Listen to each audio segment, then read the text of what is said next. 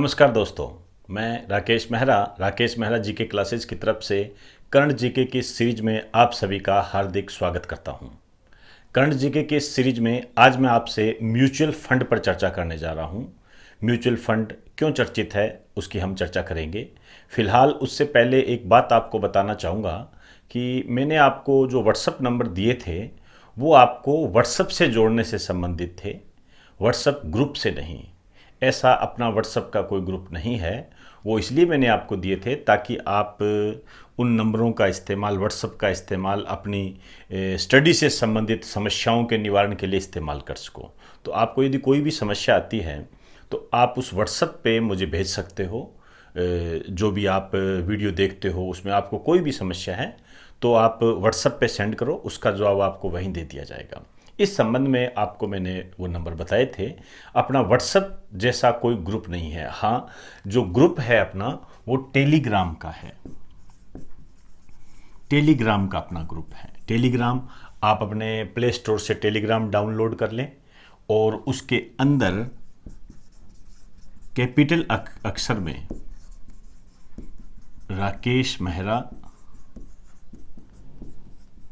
GK classes आप search करें, वहाँ पर मेरी इमेज आएगी और वहाँ पर आप ज्वाइन हो जाएं।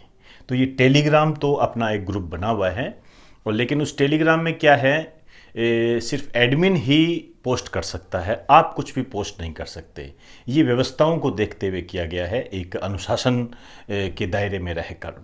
लेकिन फिर भी यदि आपको कोई समस्या आती है तो आप व्हाट्सएप पे भेज सकते हो, और व्हाट्सएप में मेरा नंबर मैंने आपको पहले ही बताया था, ये नंबर है। इस नंबर पे आप भेज सकते हो व्हाट्सएप से संबंधित। क्लियर?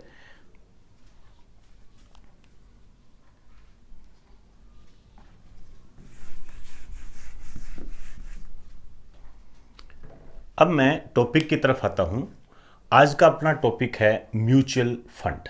म्यूचुअल फंड ये क्या होता है इसकी अभी हम बात करेंगे, लेकिन फिलहाल हम ये जानना चाहते हैं क्योंकि ये चर्चा में क्यों है। ये चर्चा में इसलिए है क्योंकि आरबीआई ने 50,000 करोड़ रुपए की सुविधा दी है म्यूचुअल फंड के लिए। तो एक लाइन लिखिए, आरबीआई ने म्यूचुअल फंड को 50,000 करोड़ रुपए की सहायता दी।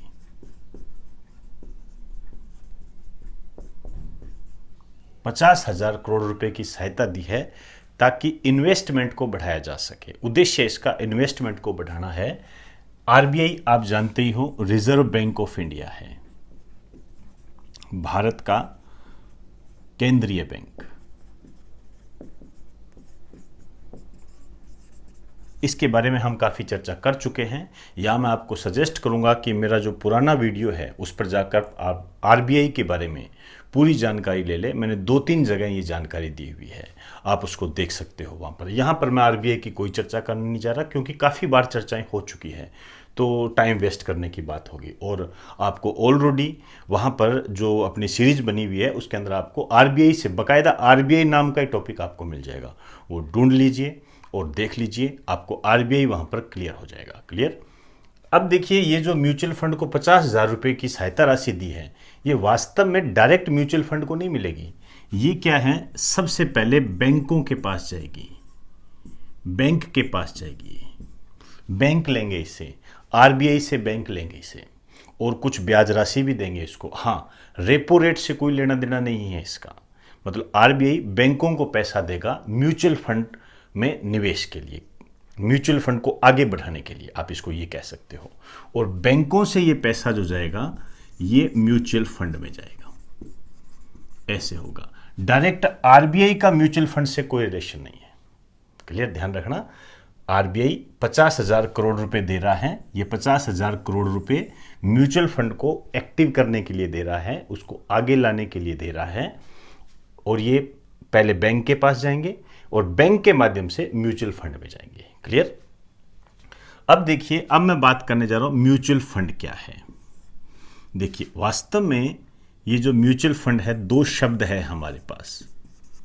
एक तो है म्यूचुअल और एक है फंड।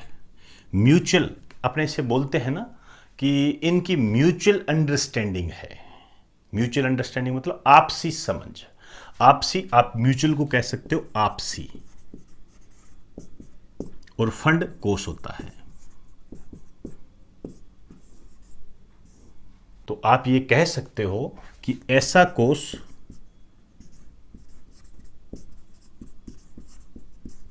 जो कुछ लोगों के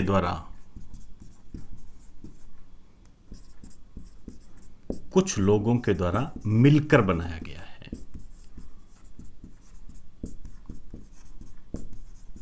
क्लियर? कुछ लोग हैं, उन्होंने मिलकर ये म्यूचुअल फंड बनाया है। यहां पर यदि मैं आपसे कहूं कि भारत का पहला म्यूचुअल फंड,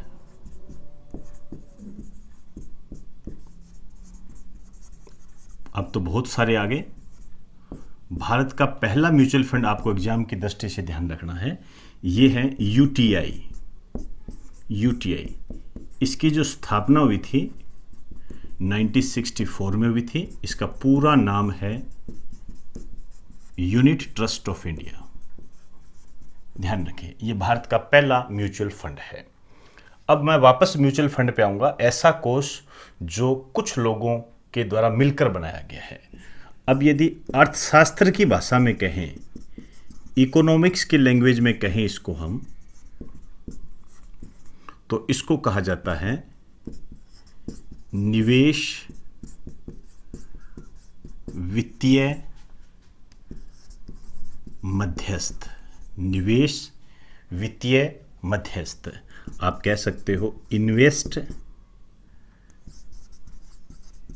फिनेंस मीडिएटर। भाई आप ये कह सकते हो, लैंग्वेज में देखिए, म्यूचुअल फंड एक ऐसा मीडिएटर है जो फिनेंस का इन्वेस्ट करता है। ठीक है, अब कौन से फिनेंस का इन्वेस्ट करेगा? जो हम इसे देंगे। क्लियर? लिख दीजिए, यह एक ऐसा मीडिएटर है जो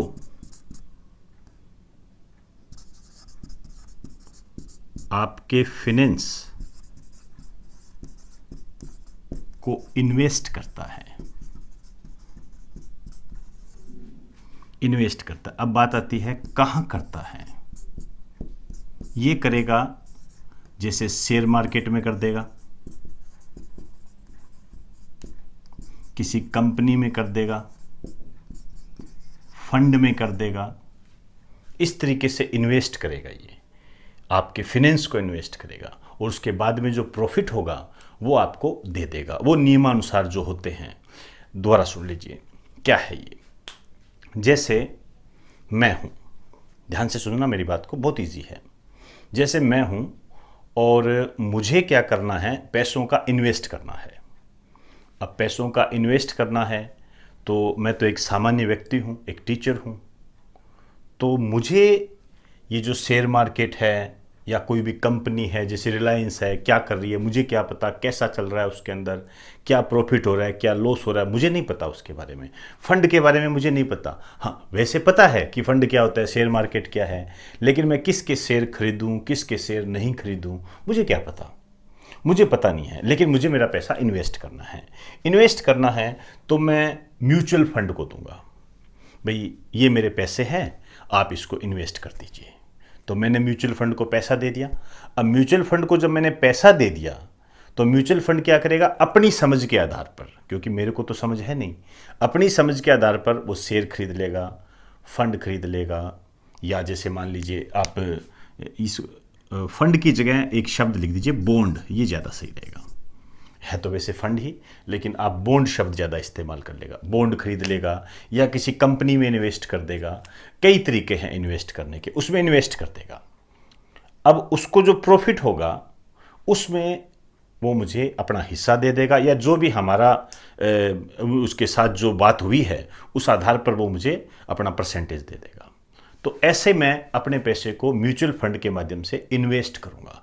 आप ये कह सकते हो कि म्यूचुअल फंड एक मीडिएटर है जो कि किसी व्यक्ति और मार्केट में निवेश को लेकर आता है, इन्वेस्टमेंट को लेकर आता है। मेरा पैसा इन्वेस्ट मुझे यदि शेयर मार्केट में करना है, बॉन्ड में करना है, किसी फंड में मुझे देना है, या किसी कंपनी को देना है, या अन्य कोई भी एक्सेट्रा जो निवेश के साधन है उसमें करना है, तो मैं इसके लिए म्यूचुअल फंड की सहायता ले सकता हूँ। क्लियर? ये म्यूचुअल फंड होता है। अब बात आती है कि इसको 50,000 करोड़ रुपए क्यों दिए भाई?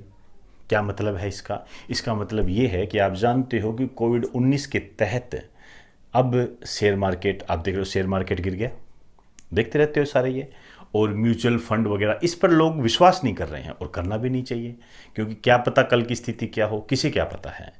तो लोगों के मन में एक विश्वास पैदा करने के लिए कि नहीं, ये स्टैंड है, एक्टिव है, आप इसमें इन्वेस्ट कर सकते हो करना चाहो तो, क्योंकि अभी इसके पास पैसा हमने भी दिया है, अभी चल रहा है ये।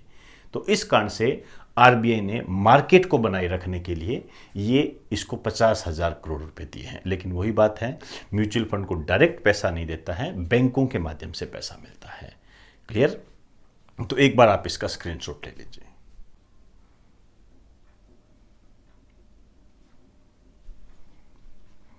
तो दोस्तों, आज हमने म्यूचुअल फंड नामक एक छोटे से टॉपिक को किया। बहुत ही सिंपल टॉपिक है, निवेश से संबंधित है। किसी व्यक्ति, कोई व्यक्ति जो अपने पूंजी का, अपने फाइनेंस का, अपने कैपिटल का निवेश करना चाहता है, उससे रिलेटेड है। उसमें यह मीडिएटर की भूमिका निभाता है, तो ताकि हम भी अन्य क्षेत्रों में निवेश कर सकें। तो दोस्तों, ये टॉपिक इकोनॉमिक्स की दृष्टि से आपके लिए महत्वपूर्ण है, और मैं अपने क्लास के स्टूडेंट को ये सजेस्ट करना चाहूँगा कि जो मैंने लास्ट में विविध टॉपिक लिया था उसके अंदर इस टॉपिक को ऐड कर लें। क्लियर? तो इन्हीं शब्दों के साथ अब आप मुझे इजाज़त दीजिए। नमस्कार।